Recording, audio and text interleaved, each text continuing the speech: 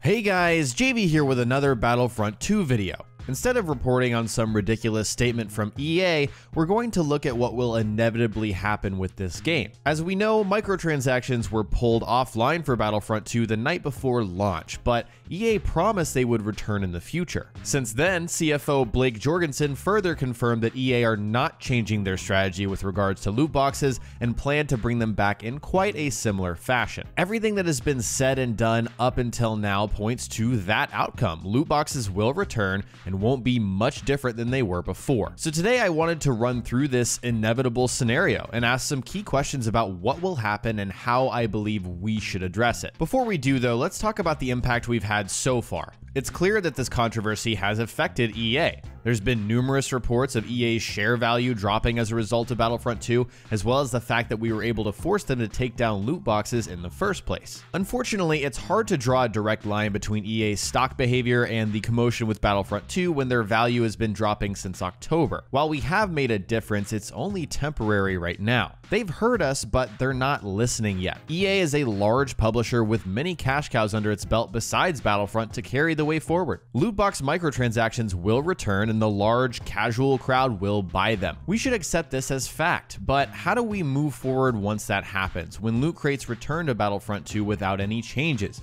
when they still offer an unfair competitive advantage to those who buy them and are directly tied to progression systems. What's next for our community when this happens? I'll tell you exactly what EA wants. They want us to forget. They want this whole controversy to blow over. They want to sell as many copies of the game as possible through Black Friday and Christmas sales, New Year's sales, get this game into as many hands as they can. They want us to forget what happened and move on to the next big headline in our industry. That's when they'll slip loot boxes right back into the game when they think nobody cares anymore.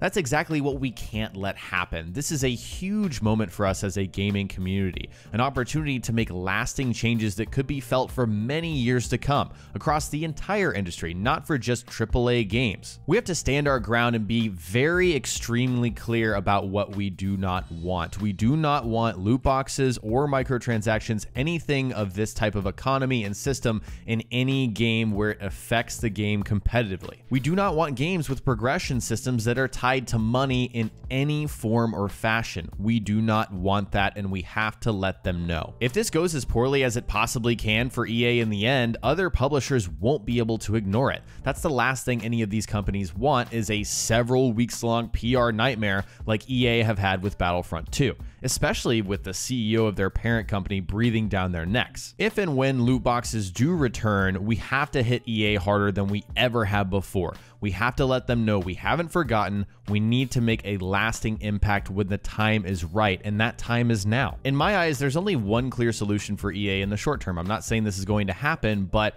this is what would work in order to begin to attempt to repair the burned bridges, regain consumer trust, any of that. Battlefront 2 simply cannot re-implement the same loot box system. It can't even be a reskinned, retooled version. If there must be microtransactions, and in this day and age, if we're being realistic, I think we're going to find them in a lot of our games, they have to be completely removed from any sort of progression. That pill is going to be very hard to swallow for EA since they value gamers with more money than time over anyone else. It's been shown repeatedly that the top 1% of spenders in games with microtransactions are the ones delivering the majority of the profit. EA knows this, and much of the design philosophy revolves around this fact. Imagine designing a product for only 1% of your target audience because that's what makes the most money, employing predatory business practices to achieve this goal. That's what we're dealing with. Now, I wanted to share some closing thoughts on microtransactions in general, just some things that I've had on my mind ever since this debacle began. More than anything, microtransactions take away from the player experience, that rush, that amazing feeling you have when you play video games, the sense of accomplishment, the sense of triumph, whatever you get out of games. This takes away from that. It's not about offering the most options to the most amount of people. It's not about appealing to gamers with more time than money. It's about the immersion. It's about the feeling you get when you sit down on the couch and just enjoy a damn good video game. all of this nonsense distracts away from the video game experience that we all used to love and enjoy. EA should know more than anyone that Battlefront 2 was an opportunity to capitalize on nostalgia. Instead of remastering the old version, they went with a new concept and wove in this microtransaction loot box economy. And because of that, they ultimately failed. I can't sit down and play Battlefront 2 without thinking about how the loot box progression is going to inevitably affect the game later down the line. I'm going to put all this time into this game only for them to turn around and put the system back in? I don't think so. More than anything, it's a shame because underneath all of this controversy, I think Battlefront 2 is a fairly solid game. Seriously, in terms of making something feel as Star Wars as possible, they nailed that feeling. But I won't be able to truly enjoy it until significant changes are made.